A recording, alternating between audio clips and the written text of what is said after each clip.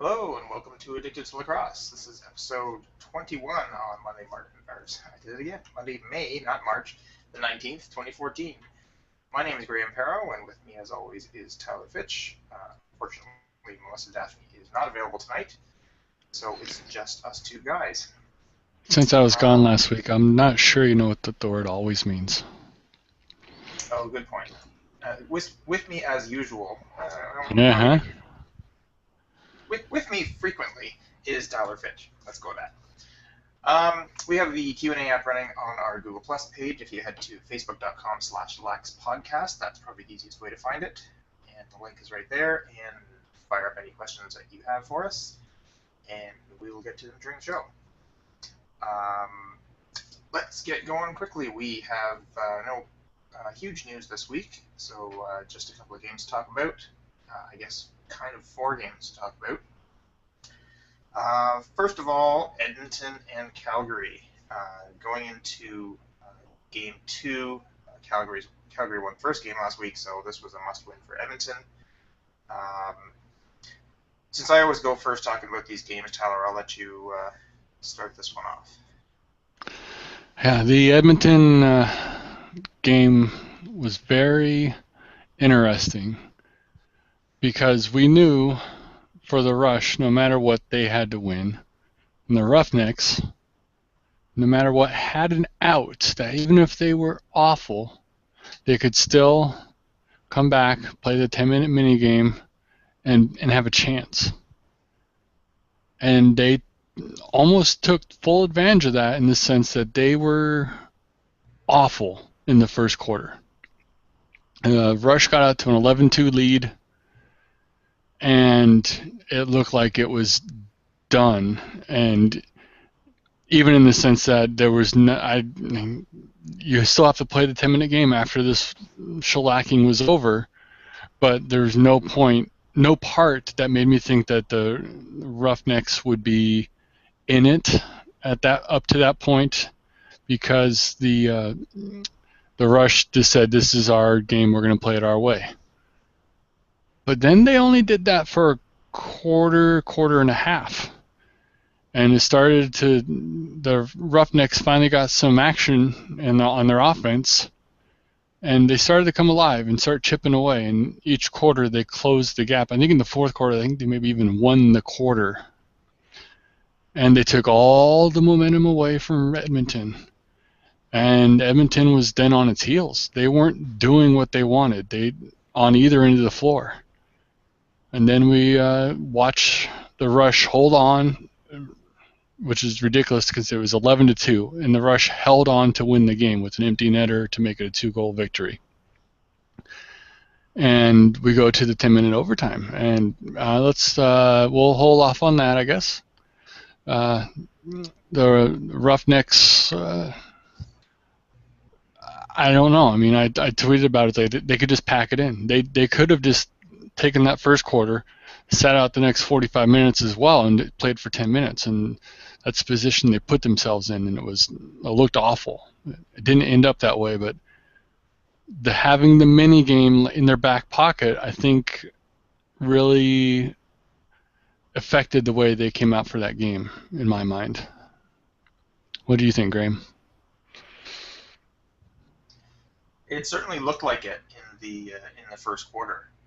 It was just all Edmonton in the first quarter, and the first 5 or 10 minutes or so of the second quarter was just all Rush. There was Calgary just weren't putting up much of a fight. Edmonton just scored whenever they felt like it, and yeah, it just looked like this was just going to be a runaway Edmonton victory. But you're right, Calgary did have that knowledge that even if they lost this game 25-3, they still had the mini game afterwards. So all they really had to do was win that 10-minute mini game, and this 60-minute game really didn't make a lot of difference to them. But that said, they're down 11-2, and then they started really working, and things kind of stopped working for the Rush. And if you look at the numbers, the Rush won the first part of the game 11-2, and Calgary won the second part of the game 11-4, and there's a 2-goal difference there, and that was the difference in the game. But the Roughnecks did get back within one with 5 minutes left to play in the fourth quarter, and it really looked like they were going to get that last goal and negate the whole 11-2 thing and negate the whole beginning of the game and start over. Um, they never actually got there, and Edmonton ended up winning that game. Um, but it did almost look like the Roughnecks said, you know what, screw the mini game, let's just win this one. And they came awful close. And you got to wonder if Jeff Snyder was actually there, if how big a difference that would have been. Yeah, the early rush momentum was kind of a make it take it aspect with Jeremy Thompson dominating the faceoffs. A question I realized I had in my mind, I don't know if I know the answer, hopefully you do.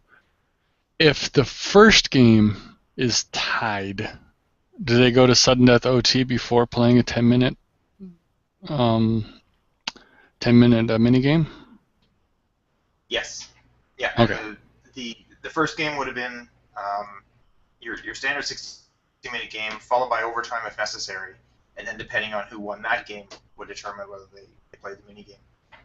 And a lot of time, they've been sort of referring to the mini game as kind of a 10-minute overtime, um, but the league was actually looking at it as an entirely separate game, other than the fact that penalties in the end of game two held over to what I guess they're calling game three. Um, and the fact that it was 10 minutes long instead of 60 is kind of the only difference there. In their stats, it shows up as an entirely separate game that happened to be only 10 minutes long. Um, so other than the fact that penalties were held over, which is really odd, I think, it was just basically game three. Right. So I guess we'll move on to game three. Which was the first mini game in NLL history, obviously, so that was kind of interesting.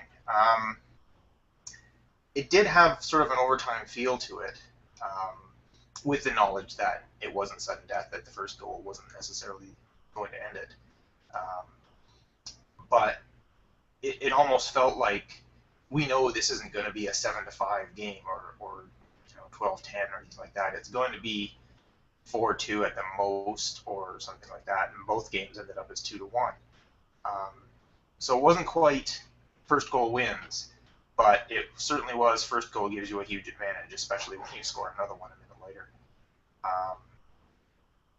And so, I mean, considering he gave up 11 goals in less than 2 quarters in game two, Mike Poulin was pretty amazing in the second half of game two and in the mini game. So kudos to Poulin and kudos to the Nighthawks, or to the Roughnecks, obviously, for pulling that off. And I guess we'll get to this later, but I thought, as you thought, as you mentioned in our show notes, this is exactly what the NL was looking for. Game one was pretty close. Game two was very close, and obviously the mini game was really close, and the excitement level was obvious from the announcers, from the crowd. I certainly felt that I was very entertained, and I really enjoyed it. So, what did you think of game three? Tons of fun to watch. It actually, I hadn't ever thought about it until it was happening. This kind of matches the overtime they play in summer ball, where they don't do sudden death in WLA or MSL. They'll play a little short extra period. So the players are probably used to it, but as a NLL fan mainly, it was different. I think the most amazing things I think back about it is it gets back to Mike Poulin and whatever mental stuff he had to go through, like flip a switch, wipe it away. He got pulled. They brought in Chiliano, and you can correct that for me. And Poulin basically shrugged off 11 goals and locked it down to 4 more plus 1 in OT. 5 more goals in the remaining 3 quarters or 2.5 quarters plus 10 minutes. It was to see the way he played at the end of that game. He was the difference. And after giving up 11 goals on the same night to come back and win the game for your team and the way he did, that is a tough trick to pull off. It was really impressive. It's kind of odd when you look back on the whole evening as sort of one unit. to think of it as two separate games, and Edmonton won the first one. You almost forget that Edmonton actually won, um, given the whole result of the whole thing. Um, so it ended up being, I guess, a 2-1 series. And obviously, congratulations to the Calgary Roughnecks for heading to the finals. As we saw today in the NLL Fact of the Day, which I found yesterday, which I thought was pretty funny, the Roughnecks have won the Champions Cup twice that were 5 years apart. The second time was 5 years ago. So if they continue that trend, you know. Now, I guess we can also say in recent years, the Rochester Nighthawks have also won twice with 0 years between. So if they follow that trend, they'll win this year as well. So obviously we have 2 winners this year. Speaking of Rochester, Buffalo Rochester. Um, Obviously, Buffalo won Game 2, so they kind of had the same advantage that Calgary had in that they were less concerned with winning Game 2. Obviously, winning Game 2 would be great, then they wouldn't have to worry about Game 3 at all. But they had the same advantage in that if they totally blew Game 3 or Game 2, sorry, they still had the mini game to make up for it. And I would have thought, and I didn't actually notice this happened, but I would have thought that given the fact that this might have been John Tavares' last game or last season, though he hasn't actually said that, and the fact that he's 45 and he has talked about the fact that his body's breaking down and harder to keep it in shape and that sort of thing.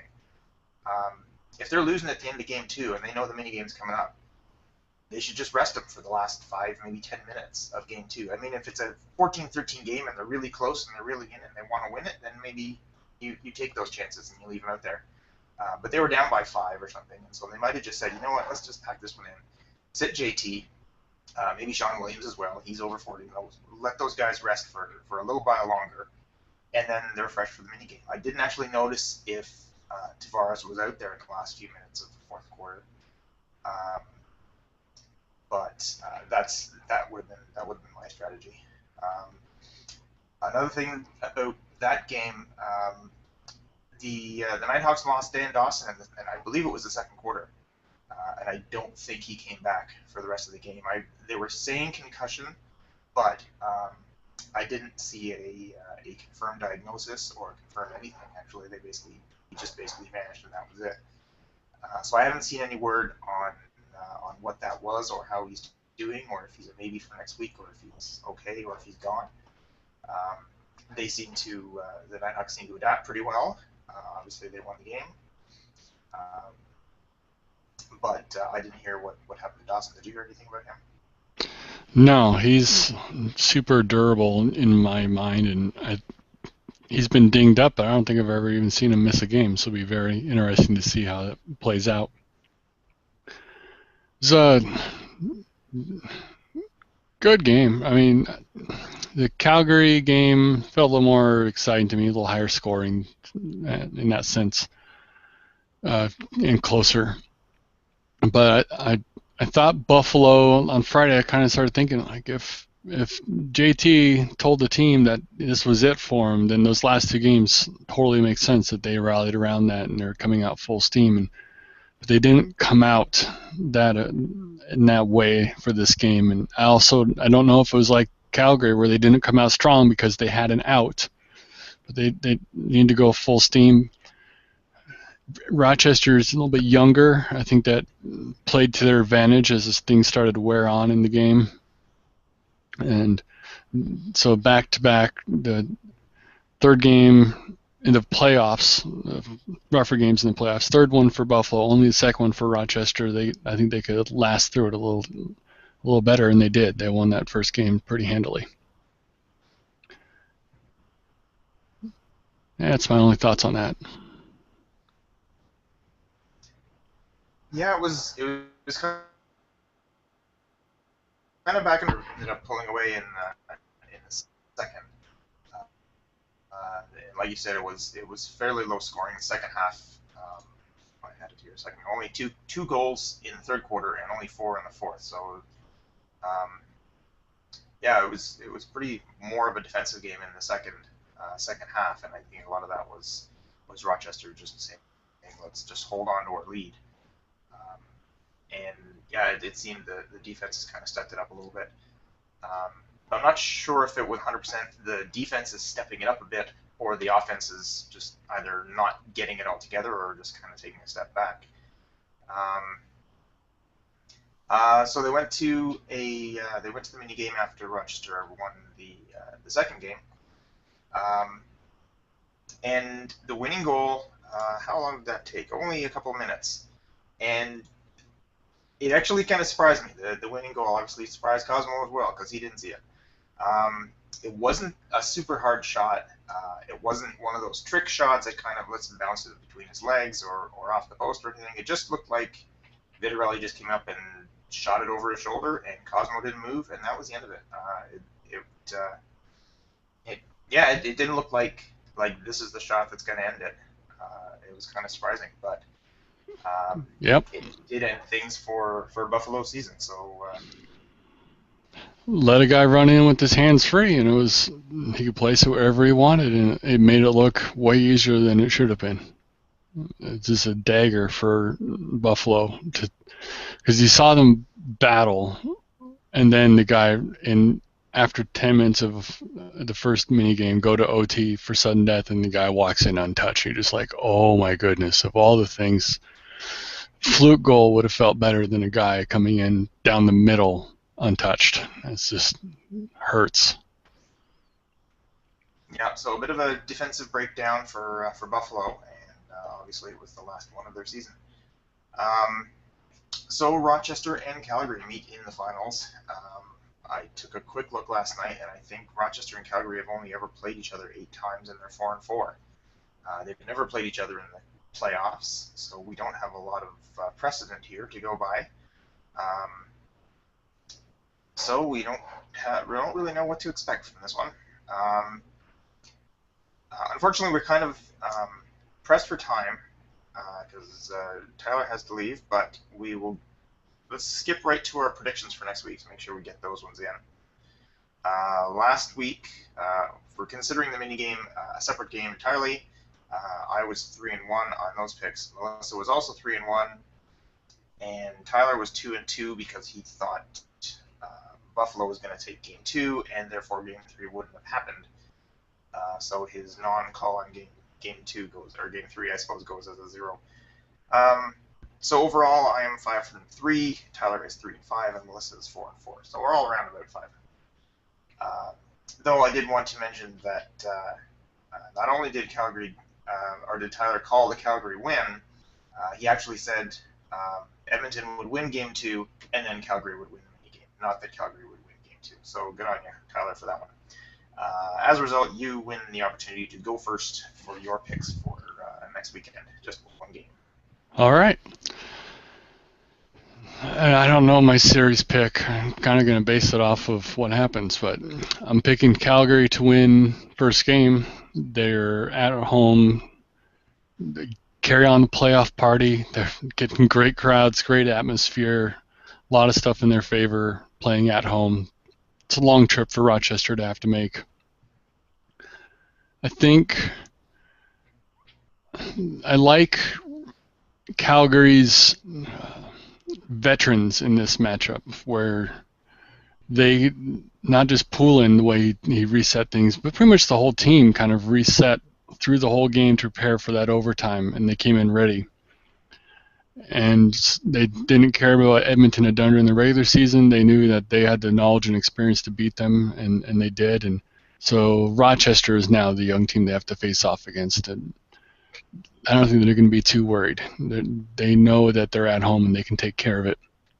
The biggest thing that interests me in this in the individual battles is Sean Evans traded from Rochester to Calgary. I think it was a pick that became Johnny Palace, and that Rochester's won a couple titles now, but Sean Evans can come through and find extreme motivation to be like, you traded the wrong guy.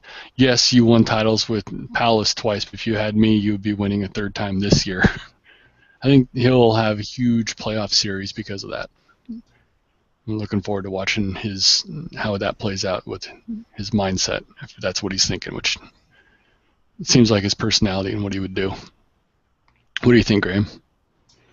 I'm going with Calgary as well. Like you said, I'm not sure if I'm picking Calgary to win the series and therefore the final. Um, but I think they'll take game one next weekend for basically the reasons you said. I can see them. Um, I mean, they're in front of their home fans, and like you said, there's this huge party atmosphere. They're getting good crowds. Um, yeah, that seems to play that seems to play well for a lot of teams. So I think they're going to take that advantage and run with it. Take game one. Um, Obviously, they're playing with a huge amount of confidence after this past weekend. Not that the Nighthawks are lacking in confidence, um, but I think Calgary will take game one, and then we'll see how they play this weekend in order to make our picks for next weekend. Um, Melissa also picked Calgary, so I guess it's all or nothing for the three of us. We all went with Calgary this weekend. Um, so we got a couple minutes left. Just want to ask what your thoughts are on the minigame format. Melissa mentioned last week that now this is before we'd actually seen any of it, so she may have changed her mind now. That she wasn't a huge fan, um, but I was not really sure what to expect, and I thought I'll wait till we actually see one before I pass judgment. But I'll get your thoughts on that. I thought it was super exciting. I also wasn't sure what it was going to be, but then we got into the game, watch Edmonton start blowing the doors off Calgary, and you just go, it doesn't matter. It's going to be 10 minutes. 10 minutes to figure this whole thing out. And I stuck around through the whole game because I was like, I'm watching for the 10 minutes. And it was great. And then the next night, Rochester actually has a lead as well late in the game. I was like, I don't care. I'm just going to hold on for the 10 minutes. And I don't know. That kind of seems a little rough. Like, all I cared about was 10 minutes. But since my team's not in it, and it was great to watch, it was a great bite-sized action to come in and go, all right, these 10 minutes are going to be great. Plus, we went to OT in Rochester. So we saw all sorts of scenarios play out. It was still sudden death. And in the other one, you're like, what is Calgary going to do? Like, because Rochester and Buffalo didn't start off nearly that bad, so you knew that it would still be a good battle throughout. But Edmonton was so dominant. You're like, how could Calgary recover from this in any way? And it was great to watch, to see them chip away, gain the momentum at the end of the game. Even they had all the momentum in a game they lost, and then carried it over and got the victory. It was very, very cool stuff. I really enjoyed watching it. It's way better than single game elimination, and it's the best we can get for second tier sport without big travel budget and easy arena availability. It was definitely better than anything I've seen the last few years. Yeah, I have to agree. Would we prefer a best two out of three? Probably. I think it's a little odd that the MSL, and I'm pretty sure the WLA does this as well. Um, they go from a 18 or 20 or something game regular season into several rounds of best of seven series in their playoffs. So a team could theoretically play more playoff games in a single season than they play regular season games. That seems a little excessive to me. But a best two out of three would certainly fit with a 16 or an 18 game schedule. Um, but like you said, being sort of the second or third tenant in any arena makes arena availability more difficult, and in certain places anyway. In some places it may not be a big deal, but in certain places, and they certainly can't guarantee at the beginning of the season that they're going to be able to get these arenas. The last thing they want to do is say, okay, well, we'll play game one this weekend. We can't get the arena this weekend, so we'll play it somewhere else, or we'll skip a weekend and play it after that, or we'll play it on a Thursday or some crazy thing like that. That's going to be way worse. So I think this is a pretty good compromise. Um, I've seen talk of people saying, nobody wants to lose a final in a mini game. And, well, what's the difference between losing final mini game versus in sudden death OT. Um, if it's gonna be tied after a couple of games, there's going to be some sort of short period of time where if somebody gets a fluky goal, it's over. And whether that's a 10-minute mini game or a sudden death overtime, I don't think it matters. But like you said, I was really entertained and I really enjoyed both the games this week. And so, yeah, I think they've got a winner here. Is it the kind of thing that we would want to see going forward for the next 10 years? Not sure. Maybe they can manage to squeeze in at S2 out of 3. Um, but we'll see how it goes. But this year, so far anyway, for the two of us, seem to be working pretty well. Yeah, so I guess we'll see if we can get Melissa's thoughts on that next weekend after she's managed to see the games when she's back with us. Um, yeah, anything else that you wanted to say before we wrap things up, Tyler? No, I think that's covers me for the week. Kind of short and sweet, but that's thanks for adjusting to my calendar needs. All right. I guess that will do it for this sort of abbreviated edition of Addicted to Lacrosse. You can check us out at addictedtolacrosse.com. All of our older shows are archived there. And you can watch any of them anytime you like. You can send us email at feedback@addictedtolacrosse.com. As I said earlier, we're also on Facebook at facebook.com/laxpodcast. And we're on Twitter at laxpodcast as well. So send us your comments or questions in any number of ways. So that's it. This has been another episode, of Addicted to Lacrosse. For Tyler and the absent Melissa, I'm Graham. Thanks for watching, and we will see you again next week.